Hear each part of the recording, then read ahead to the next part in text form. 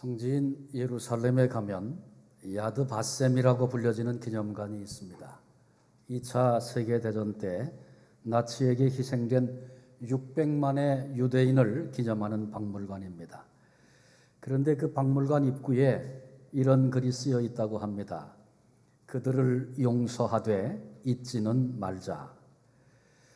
그렇습니다. 과거에 우리에게 해를 주고 또 억울하게 하고 고통을 준 사람이 있다 할지라도 용서해야 합니다. 그러나 그러한 불행을 다시 반복하는 어리석음을 범하지 않으려면 그 가슴 아픈 역사를 결코 잊어서는 안 되는 것입니다. 여러 나라 대표 10명이 같이 배를 타게 됐답니다. 근데 그 배는 7명이 정원인데 그만 10명이 탔습니다. 항해하던 중에 물이 배 안으로 들어와서 위험한 지경에 이르게 됐다지요. 그래서 최소한도 3명은 배에서 내려야, 물 한가운데서 내리면 죽는 거죠. 내려야 되고, 그렇지 않으면 다 함께 죽을 수밖에 없는 그런 순간을 맞았다고 합니다. 누가 과연 알아서 양보해 줄 건가? 서로 이렇게 눈치만 보고 있는데 한 사람이 벌떡 일어섰습니다. 나는 대영 제국 시민으로서 제가 신사도를 발휘하겠습니다. 그리고는 물속으로 뛰어들었다는 겁니다. 그러자 또 한 사람이 일어나서 세계 최강국 미국의 시민으로서 제가 모범을 보이겠습니다. 그리고 이 사람도 물속으로 뛰어들었답니다. 이제 한 사람만 더 들어가면 되는데 조용해졌습니다. 그때 한 사람이 벌떡 일어났는데 한국 사람이더랍니다. 일어나서 대한민국 만세를 3번 외치더니 그만 옆에 있는 일본 사람을 쥐어박아서 물속으로 집어넣었답니다. 우스꽝스러운 얘기죠. 그런데 이 얘기가 우리에게 주는 교훈이 있습니다. 우리는 그들이 과거의 역사 가운데 저질렀던 만행에 대해서는 까맣게 잊어버리고 삽니다. 그러나 3.1절, 8.15 혹은 축구 배구 하면 그때는 용서 못한 것이 여전히 드러나서 규탄하고 열을 올리고 하는 것을 우리들이 경험하고 있습니다. 우리들의 모습을 보면서 유대인들이 그들을 용서하자, 그러나 잊지는 말자, 이렇게 역사를 바라보는 그런 태도들을 우리도 배워야 하지 않겠는가 생각을 합니다. 그 기념관에 유치원 어린아이들이 거기를 온대요. 와서 보고 옛날 할머니 할아버지들이 겪었던 그 고통을 눈으로 보면서 떠들고 장난치고 들어왔다가 나갈 때는 눈시울이 뻘개서 어떤 애들은 눈물을 뚝뚝 흘리면서 그리고 나간다고 합니다. 잊지 않겠다는 거죠. 오늘 광복기념주일입니다. 우리 민족이 일본에 빼앗겼던 자유를 되찾은 이날을 기념하고 감사하는 예배를 지금 드리고 있습니다. 자유란 소중한 것입니다. 18세기 프랑스 사상가였던 루소는 민약론에서 자유를 포기하는 것은 인간으로서의 자격을 포기하는 것이다, 그렇게 말했습니다. 제퍼슨은 아주 유명한 말을 했죠. 자유가 아니면 죽음을 달라. 자유가 인간에게 이처럼 중요한 의미를 지닌다라고 하면 71년 전 전혀 우리의 힘이 아니고 하나님께서 기적적인 도움으로 일제의 36년간의 그 오랜 압박 속에서 벗어나 해방이 되어서 우리 민족이 자유를 얻게 됐다는 것은 놀라운 은혜요, 놀라운 축복이 아닐 수 없습니다. 우리 민족이 자유를 얻은 지 결코 짧지 않은 71년의 세월이 흘렀습니다. 오늘 이 시점에서 우리는 진정한 자유를 누리고 있는가? 나는 참 자유인인가? 이런 질문을 해보려고 합니다. 무슨 얘기냐? 우리는 자유인이어서 손발 마음대로 움직이고 오늘 교회도 자유롭게 내 발로 선택해서 왔는데요. 아마 그렇게 말할 수 있을 것입니다. 이런 비슷한 얘기가 요한복음 8장에 보면 나옵니다. 예수님과 유대인의 대화가 있습니다. 예수님께서 말씀하셨습니다. 진리를 알지니 진리가 너희를 자유케 하리라. 그러자 유대인들이 말합니다. 우리가 아브라함의 자손으로 남의 종이 된 적이 없거늘 어찌하여 우리가 자유하게 되리라 하느냐 반문했습니다. 그때 예수님께서 진실로 진실로 너희에게 이르노니 죄를 범하는 자마다 죄의 종이니라 말씀하셨습니다. 우리는 이 대화를 통해서 두 가지 자유를 발견합니다. 한 가지는 유대인들이 말했던 자유입니다. 외적인 자유, 신체적인 자유입니다. 다른 사람으로부터 억압을 당하고 강제를 당하는 것, 거기서부터 풀려나 자유하는 것 귀한 것입니다. 법적으로, 신체적으로 구속당하지 않고 마음대로 생활할 수 있는 이 자유를 누리고 또한 지켜야 합니다. 그러나 그것이 전부는 아닙니다. 그래서 주님이 하신 말씀, 또 다른 자유를 볼 수 있는데 그것은 내적인 자유, 영적인 자유입니다. 죄로부터의 자유를 의미합니다. 우리 인간의 가장 큰 원수, 우리를 얽어매서 자유하지 못하도록 끌고 다니는 그런 원수와 장애물이 내 밖에 있는 것이 아니라 내 안에 있다는 사실을 우리는 기억해야 합니다. 많은 사람이 죄에 매여서 끌려다니고 악한 습관에서 벗어나고 싶어도 벗어나지 못합니다. 그걸 못 이겨서 방종의 길을 걷고 때로는 걷잡을 수 없는 분노에 휩싸여서 곧 후회할 수밖에 없는 그런 일을 저지르기도 하고, 미워하면 내가 손해본다고 다 알면서도 그 미움에 매여서 종노릇하고, 너무 성급한 성격 때문에 부끄러움과 수치를 여러 번 당하고도 또 그런 일들이 내게 벌어지고 있는 그런 현상을 봅니다. 그래서 많은 사람들이 이런 것들로부터 벗어나 자유하기를 원합니다. 나 더 이상 이렇게 살고 싶지 않아요. 뜻밖의 많은 사람들이 내면에 이렇게 절규하고 있다는 사실을 기억해야 할 것입니다. 로마서 7장 18절 이하에 보면 바울이 이런 고백을 합니다. 내가 원하는 바 선은 행치 아니하고 원치 아니하는 악을 행하는도다. 이는 내 속에 있는 죄 때문이라고. 오호라, 나는 곤고한 사람이다. 누가 이 사망의 몸에서 나를 건져내랴. 죄의 법에 매여서 탄식하고 있는 그런 탄식을 듣습니다. 오늘 예배에 참여하고 계신 사랑하는 성도 여러분, 당신은 진정 자유하십니까? 시편 23편, 우리가 읽은 이 본문의 말씀은 성경에서 가장 많이 알려진 부분 중에 하나입니다.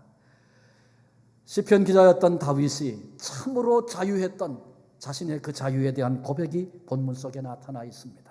네 가지로 살핍니다. 첫째로 욕망으로부터의 자유입니다. 여호와는 나의 목자시니 내게 부족함이 없으리로다. 우리는 압니다. 욕망의 끝이 무엇인지. 욕망의 끝은 파멸입니다. 그런데 에덴 동산에 아담과 하와에게 사탄이 사람들의 마음속에 욕망의 불을 지폈습니다. 너도 하나님처럼 될 수 있어. 내가 하나님처럼 되기만 한다면 얼마나 좋을까? 이런 욕구가 속에서 불처럼 일어나기 시작했습니다. 이 사건을 계기로 이후에 끊임없이 이 땅에 욕망의 포로가 된 사람들이 넘쳐나고 있습니다. 록펠러 엄청난 부자였습니다. 지금도 뉴욕 맨하탄을 가보면 그가 얼마나 부자였는지를 금방 압니다. 록펠러 재단이 있죠. 그 맨하탄의 엄청난 거리에 한 블록 전체를 다 몇 개의 건물을 가지고 그 거대한 건물로 거기가 채워져 있습니다. 뉴욕 시민들은 지금도 물값을 록펠러가 내고 있어서 자기들은 돈 안 냅니다. 어마어마한 일이죠. 그런데 한 번은 기자가 록펠러에게 질문을 했다 그래요. 굉장한 갑부인데 당신 모아놓은 돈이 그렇게 많은데 모아둔 그 재물로 인해서 만족하십니까? 그랬더니 록펠러가 탁 쳐다보더니 노 그러더랍니다. 아니 그러면 얼마나 더 필요합니까? 그랬더니 지그시 생각하더니 조금만 더 그렇게 말했다는 거죠. 그 거대한 재물을 가진 사람도 그 욕망이 채워지지 않아서 조금 더 있으면 좋겠다. 그렇게 여긴다는 겁니다. 우리 한국 살 때 뭐 12평, 15평 이런 조그만 아파트 하나 구했을 때 처음 그 집에 들어갔을 때 얼마나 감사하고 감격했습니까? 야, 내 집이 생겼구나. 그런데 그 감사가 얼마나 가든가요? 조금 있다가 15평 너무 작아. 30평은 샀어야 됐어. 그래서 또다시 준비해가지고 30평 되면 또 60평 이러고들 살고 있지 않습니까? 더 소유하고 싶고 더 누리고 싶어서 이 욕망에 붙들려서 오늘 인생을 허비하며 살아가는 이들이 이 땅에 얼마나 많은지 모릅니다. 본문 시편 기자 다윗의 고백을 다시 들어보십시오. 여호와는 나의 목자시니 내게 부족함이 없으리로다. 다윗에게 있어서 모든 욕구가 다 충족돼서 더 이상은 필요 없네, 이렇게 지금 말하고 있는 것입니까? 아닙니다. 고난도 있고 역경도 있지만 모든 것의 근원 되시는 하나님께서, 여호와께서 나의 목자가 되시니 내 안에 더 이상 부족함이 없다고 노래하고 있습니다. 이 말은 자유를 얻었다는 선언입니다. 이 다윗의 자유의 비결을 우리가 배워야 할 것입니다. 조지 뮬러라는 사람을 아시죠? 고아의 아버지라고 불려지는 사람입니다. 3,000명이 넘는 많은 고아를 아주 훌륭한 인물들로 키워냈습니다. 그런데 이 조지 뮬러가 이 부르심 앞에 헌신하며 나가기 시작했을 때 그는 이런 결심으로 시작했다고 그래요. 나는 단 한 번도 이 일을 위해서 다른 사람들에게 호소하지 않기로 작정한다. 그리고 시작했다는 겁니다. 이 결심의 의미가 뭡니까? 내게는 하나님이 계시다. 이 믿음입니다. 이 믿음. 3,000명이 아니라 5,000명도 먹이실 하나님이 내게는 계시다. 이 믿음이 조지 뮬러로 하여금 자유를 누리게 했던 것입니다. 허드슨 테일러, 중국 선교했던 사람이죠.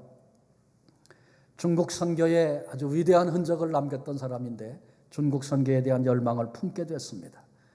그리고 준비하다가 한 교회 가서 호소를 했다고 그래요. 그런데 냉랭하고 한 사람도 도움을 주지 않았다는 것입니다. 그러자 조지 뮬러는 허드슨 테일러는 벌떡 일어났습니다. 낙심하고 어떻게 이럴 수가 있나? 하나님이 맡기신 사명 앞에 모두가 다 어떻게 외면할 수 있나? 이런 마음이 들어서 절망하던 자리에서 벌떡 일어서서 하나님이 해결해 주시리라, 하나님께 순종하며 나아가면 하나님이 도우시리라, 그렇게 선언하고 믿음의 발걸음을 뚜벅뚜벅 옮겨 나아갔고 마침내 중국 선교 역사에 지울 수 없는 그런 위대한 흔적을 남기는 그런 사역자가 된 것입니다. 이 하나님을 아십니까? 하나님을 목자로 아는 자마다 내 속에 끊어지지 않고 마르지 않는 그런 욕망들로부터 진정한 자유자가 될 수 있는 것입니다. 하나님이 나의 목자가 되십니다. 여호와 하나님이 나의 목자십니다. 이 믿음 안에서 진정한 자유를 누릴 수 있는 복된 성도들이 되시기를 바랍니다. 두 번째로 다윗은 방황으로부터의 자유를 선언하고 있습니다. 우리는 자유 그러면 내 마음대로 하는 것, 내가 하고 싶은 대로 할 수 있는 것, 그걸 자유라고 생각하기 쉽습니다. 그런데 칼빈은 일찍이 자유를 이렇게 정리했습니다. 자유란 내가 당연히 해야 할 일을 할 수 있는 능력과 하지 말아야 할 것을 하지 않을 수 있는 능력이다. 그렇게 말했습니다. 여러분, 내가 당연히 해야 할 일을 할 수 있는 능력이 내 안에 있습니까? 그리고 하지 말아야 할 그 일을 하지 않을 수 있는 힘이 내게 있습니까? 내가 해야 할 일을 하고 하지 말아야 할 일을 하지 않는 것은 그만두고 이게 해야 할 일인지 하지 말아야 할 일인지조차 혼동이 돼서 방황하고 있는 사람들이 이 땅에 많이 있습니다. 이 길인가 저 길인가 오늘을 헤매고 삽니다. 그런데 다윗의 고백을 주목해 보십시오. 여호와는 나의 목자시니 내게 부족함이 없으리로다. 그가 나를 푸른 풀밭에 누이시며 그가 나를 쉴 만한 물가로 인도하시는도다. 그가 내 영혼을 소생시키고 그가 자기 이름을 위하여 의의 길로 인도하시는도다. 제가 지금 읽은 것처럼 우리 한국어 성경에는 그가이 없어요. 그렇지만 원문에는 이 그가라고 하는 인칭 대명사가 아주 강조되어져서 기록되어져 있습니다. 우리 인간은 살면서 내가 도대체 어디로 가야 할까? 무엇을 해야 할까? 어떻게 살아야 할까? 이 문제 앞에서 수없이 방황하며 인생을 삽니다. 그러나 기억하십시오. 방황하는 한 이미 자유자는 아닙니다. 다윗은 말합니다. 나는 그런 걱정하지 않습니다. 더 이상 나는 방황하지 않습니다. 왜? 그가 나를 누이시고 그가 나를 인도하시고 그가 마침내 나를 소생시키기 때문에 나는 더 이상 방황하지 않습니다. 마땅히 가야 할 그 길을 위로부터 능력을 공급받아 지속적으로 걸어가는 참된 자유인의 그 삶을 다윗이 살았던 것입니다. 새는 공중에서 자유합니다. 물고기는 물속에서만 자유합니다. 기차는 철길 위에서만 자유하지 않습니까? 마찬가지로 우리 인생은 우리 생의 주인 되시는 하나님 안에서만 자유할 수 있습니다. 그가 인도하십니다. 100% 신뢰하면서 기꺼이 순종하며 나아가게 될 때 우리는 더 이상 방황하지 않는 참된 자유자의 삶을 살게 되는 것입니다. 세 번째로 다윗은 두려움으로부터의 자유를 선언했습니다. 우리 삶의 두려움, 공포가 얼마나 우리를 노예처럼 끌고 다니는지 몰라요. 인생을 살다가 갑자기 뜻밖의 질병이 우리를 찾아오기도 합니다. 무서운 갑작스러운 사고가 경험되기도 합니다. 재앙의 때를 만나기도 합니다. 사망의 음침한 골짜기를 만나면 많은 인생들이 두려움과 공포의 노예가 돼서 어쩔 줄을 몰라 하며 인생을 삽니다. 내일에 대한 공포가 얼마나 우리를 괴롭게 만듭니까? 그런데 시편 기자는 내가 사망의 음침한 골짜기로 다닐지라도 해를 두려워하지 않는 것은 주께서 나와 함께 하심이라. 그렇습니다. 그리스도인에게도 신앙인에게도 사망의 음침한 골짜기가 있습니다. 그런데 바로 거기서도 우리 주님이 나와 함께 하신다는 사실을 결코 우리는 잊지 말아야 할 것입니다. 2차 대전 초기에 영국의 한 기선이 특별한 사명을 받고 미국 샌프란시스코를 향해서 출발했답니다. 떠나기 전에 위험한 일을 만나면 비밀 부호를 알려주면서 우리에게 연락하십시오. 그리고는 마지막에 당부하기를 조금도 두려워하지 말아라. 우리가 그대 곁에 있다는 사실을 잊지 말아라. 그렇게 말하고 보냈다는 것입니다. 이 기선이 항해를 하던 중에 적의 함선이 다가오고 있는 것을 발견했습니다. 깜짝 놀랐습니다. 어쩔 줄 몰라 하는데 연락도 하기 전에 오히려 연락이 왔어요. 그 연락을 받고 나서 보니까 이 기선이 출발할 때 영국의 잠수함이 그 배 밑에서 벌써부터 따라오고 있었던 겁니다. 그리고 적의 함선의 출현을 눈치를 채고 걱정할까 봐 미리 먼저 소식을 전해왔는데 두려워 마시오. 우리가 그대 곁에 있습니다. 이렇게 연락을 해왔다는 것입니다. 사랑하는 성도 여러분, 우리 인생을 항해하면서 수많은 일들이 우리 앞에 있고 우리가 수많은 일들을 경험해왔고 앞으로도 어떤 일이 벌어질지 예측할 수 없는 시대를 저와 여러분 우리가 살고 있습니다. 그런데 이같이 인생을 항해하고 있는 우리들을 향해서 하나님은 계속해서 수없이 우리에게 말씀해 오고 계십니다. 두려워하지 말아라. 내가 너와 함께한다. 너는 내 것이다. 말씀하고 계십니다. 다윗은 주의 지팡이와 막대기가 나를 인도하시고 나를 보호하십니다. 그래서 더 이상 두렵지 않습니다. 그렇게 말합니다. 우리는 종종 하나님께서 살아계시다면 저런 원수, 저런 악한 자 왜 한 번에 제거해 주지 않고 그냥 멀쩡히 버려두십니까? 이렇게 하나님 앞에 반문할 때가 있습니다. 그런데 다윗은 그렇게 말합니다. 원수의 목전에서 내게 상을 차려주시고 기름을 내 머리에 부으셨으니 내 잔이 넘치나이다. 지금은 원수가 악한 자가 큰 소리를 치고 더 잘 사는 것 같지만 하나님께서 그 눈앞에서 상을 차려주시고 머리에 기름을 부으셔서 내 잔이 넘치는 그런 은혜의 때가 준비되어져 있습니다. 하나님이 준비해 놓으신 위로가 있습니다. 그래서 시편 기자 다윗은 두려워하지 않고 오늘 내가 자유하다고 선언하고 있습니다. 함께 하시는 이 주님 까닭에 우리도 모든 두려움으로부터 진정한 자유를 누릴 수 있는 복된 성도들이 되시기를 바랍니다. 마지막 네 번째로 죽음으로부터의 자유입니다. 진정한 자유는 죽음으로부터까지도 자유로워야 합니다. 이 땅에 죽음의 노예가 된 인생이 수없이 많이 있습니다. 불란서의 루이 15세 같은 분은 신하들이 자기 앞에서 죽음, 죽는다 이런 말만 하면 무조건 잡아서 감옥에 쳐넣었다고 합니다. 왜? 자기가 그만큼 죽음을 두려워했다는 거죠. 1980년 3월 불란서 파리의 브루세 병원에 한 세기를 떠들썩하게 했던 지성인 죽음으로부터 자유, 이런 제목의 글을 써서 많은 사람에게 영향을 주었던 사르트르가 병원에 입원했습니다. 폐수종으로 죽어가고 있었습니다. 근데 이 사람은 죽음에 대한 공포 때문에 내 병명이 뭡니까? 물어보지도 못했어요. 한 달 동안 악을 쓰고 소리치고 공포 때문에 발악을 하면서 처참한 모습으로 그렇게 죽었습니다. 이 죽음의 모습을 지켜봤던 언론사가 떠들기 시작했습니다. 죽음으로부터 자유, 그렇게 멋진 제목의 글을 외치던 그 사람이 왜 그렇게 처참하게 죽었는가?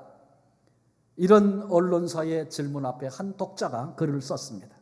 사르트르의 말로가 비참했던 것은 돌아갈 고향이 없었기 때문입니다. 히브리서 2장 15절에 죽기를 무서워함으로 한평생 매여 종노릇하는 모든 자들을 놓아 주려 하심이니, 우리 주님께서 이 땅에 오셔서 십자가에 죽으신 것은 죽으실 뿐만 아니라 말씀하신 대로 3일 만에 죽음의 권세를 깨뜨리고 부활하셔서 내 아버지 집에는 거할 곳이 많도다, 그렇게 가르쳐 주시고 구름 타고 천국에 올라가신 우리 주님, 거기서 만나리라 말씀하신 우리 주님께서 주님을 믿고 따르는 이들에게 죽음으로부터 자유를 누리도록 그 길을 우리 앞에 열어주신 것입니다. 현대 지성인들에게 많은 영향을 줬던 독일 고백교회 신학자 본헤퍼라는 사람이 있습니다. 이 본헤퍼 목사님 젊은 시절에 죽었는데 독일 수용소 나치에 항거하다가 거기 갇혔습니다. 체포됐고 죽음을 기다리고 있었습니다. 어느 날 간수가 문을 덜컥 열면서 본헤퍼, 그의 이름을 불렀습니다. 그때 본헤퍼는 내가 오늘 죽는 날이구나, 그렇게 느꼈던 것 같아요. 나가면서 그 감옥에 있던 사람들에게 이런 얘기를 했다고 그래요. 동지 여러분, 이제 나에게 죽음의 날이 왔소. 그러나 기억하시오, 이것이 마지막이 아니고 새로운 시작임을. 주께서 나를 위해 예비하신 아버지 집에서 만날 때까지 여러분 안녕히 계십시오. 그리고는 활짝 웃는 모습으로 그렇게 그 자리를 떠났다고 합니다. 본헤퍼가 죽음을 앞에 두고 보여줬던 그 마음의 평안, 이것이 그를 지켜봤던 많은 사람들에게 충격과 그리고 감동을 주었다고 합니다. 어떻게 이런 차이가 나는 것입니까? 입으로는 죽음으로부터의 자유, 이렇게 외치던 사람이 죽음 앞에 쩔쩔매고 발악을 하며 그렇게 죽는 자의 모습과 죽음을 향해 끌려나가면서 밝은 얼굴로 미소를 지으면서 주님이 나 위해 예비하신 집에서 다시 만나자고 이렇게 말할 수 있는 이 두 가지 죽음의 차이는 과연 무엇입니까? 한 독자가 투고했던 글과 똑같이 돌아갈 집, 돌아갈 고향, 하나님 나라를 아는 사람과 소유하지 못한 자의 차이입니다. 여행이 즐거운 것은 돌아갈 집이 있기 때문에 그렇습니다.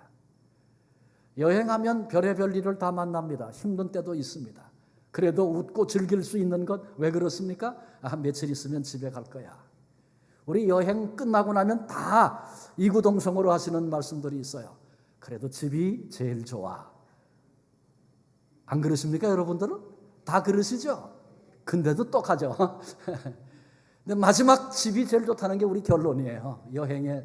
그 여행 때 참을 수도 있고 즐길 수도 있는 것은 돌아갈 집이 있기 때문에 그래요. 근데 만약에 돌아갈 집이 없어.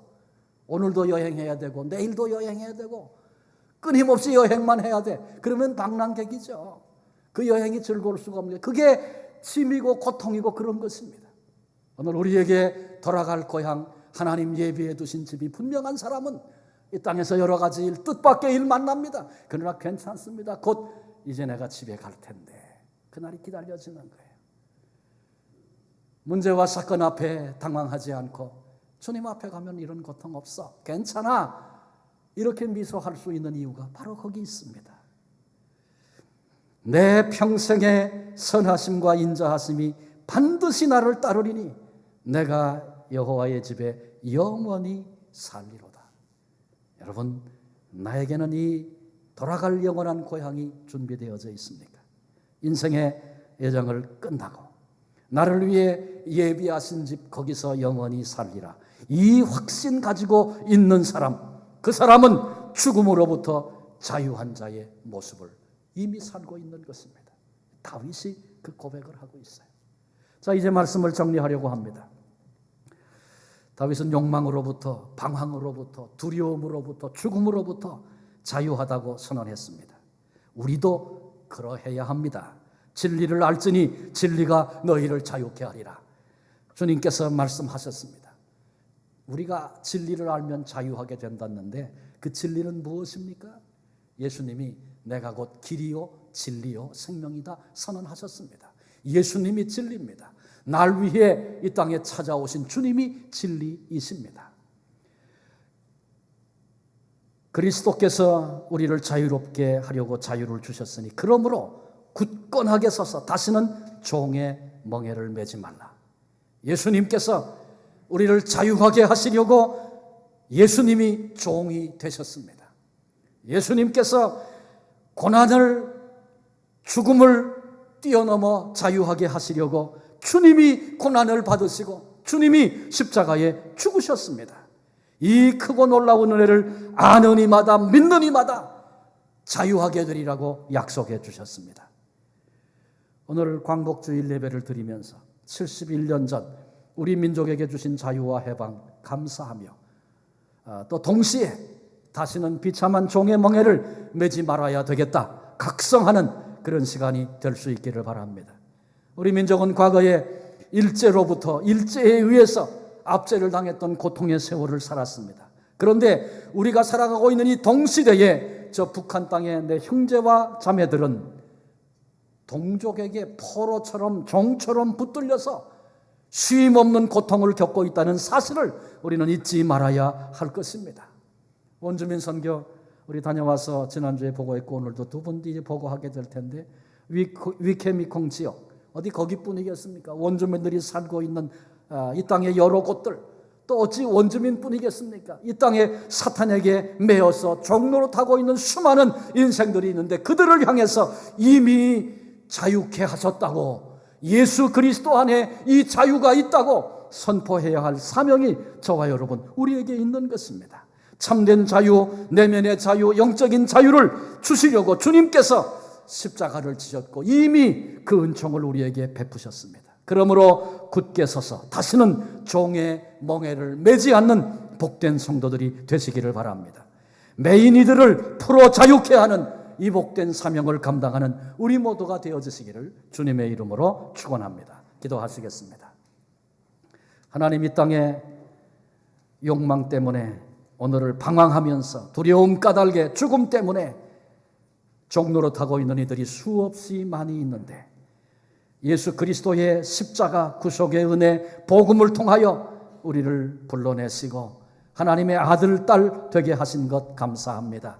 십자가의 비밀 속에 담겨있는 그 자유를 우리도 마음껏 누리며 살게 하여 주옵소서. 특별히 71년 전에 우리 민족에게 해방의 자유의 축복을 주님이 허락해 주셨는데 이제 참된 자유가 내 안에 있는가 이 시간 돌아다 보면서 우리 한 분 한 분 십자가를 통하여 허락하신 그 자유를 마음껏 누리며 또 동시에 아직도 죄악에 매여 종노릇하고 사탄에게 끌려다니는 수많은 영혼들 바라다 보면서 저들을 풀어 자유케 해야 할 사명이 우리에게 있음을 기억하고 주님 앞에서는 그날까지 이 사명 감당하며 달려가는 우리 모두가 다 되게 하여 주옵소서. 오늘 이 예배에 나올 때에 무거운 짐을 지고 나온 자가 있습니까? 염려와 두려움, 아픔을 가지고 나온 이들이 있습니까? 주여 십자가 앞으로 나아가게 하시고 무거운 모든 짐들을 자유가 되게 하시고 찬송이 되게 하시는 주님의 은혜를 덧입는 귀한 시간이 되게 해 주시옵고 주님 때문에 주여 눈을 들어 소망의 나라를 바라보며 아버지 하나님, 오늘 이 땅에서 어떤 일을 만나도 빼앗길 수 없는 찬송이 내게는 있습니다. 기쁨의 고백을 주 앞에 올려드리며 오늘 여기서 믿음의 길을 자유로 걸어가는 능력 있는 주의 종들이 다 되게 하여 주옵소서. 우리를 자유케 하시려고 종이 되어 주신 예수 그리스도의 이름으로 감사하며 기도하옵나이다. 아멘.